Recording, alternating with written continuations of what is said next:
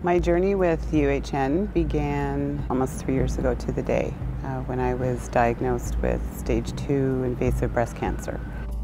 Sarah Jane reached out to me because she wanted to do ceremony as a patient coming in having surgery.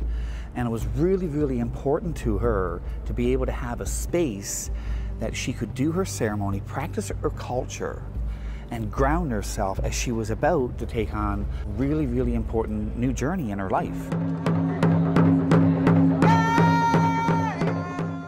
An Indigenous Navigator is somebody who can oversee aspects of care that mainstream health cannot.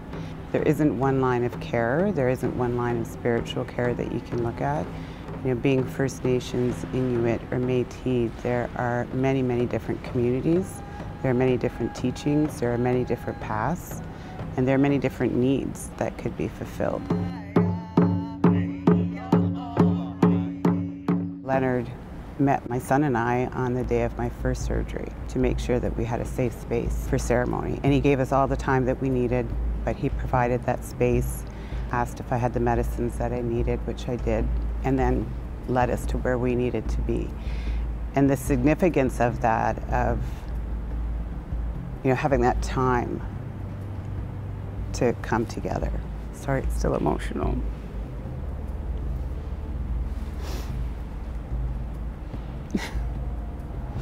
Is exactly what my son and I needed, to move forward, that he could walk me as far as he could, that we came together and took the time, and it's about centering and expressing gratitude. So Leonard's able to do that.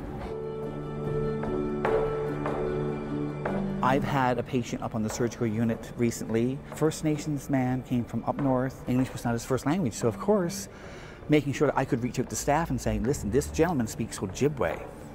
And if he gets confused throughout the night, he's going to speak Ojibwe. Knowing that, okay, if this gentleman now needs a translator, we've got it in place. There's the language part of it. There's the preconceived notions of what First Nations people are when we come into hospitals. We are not thought of kindly. We're thought of as the deficit, we're thought of marginalized people, we're thought of drug seeking, we're thought of substance use, alcoholics, those kind of things. So those are the kind of things that when a patient comes in the hospital, how am I going to be treated? What is my experience going to be like now?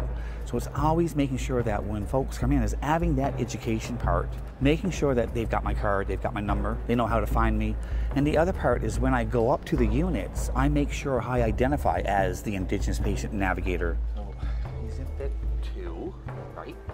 Knowing that the hospital has made provisions for First Nations, Inuit, Métis people coming into this institution, that they can be cared for in a way that honors their path of well-being as Indigenous people.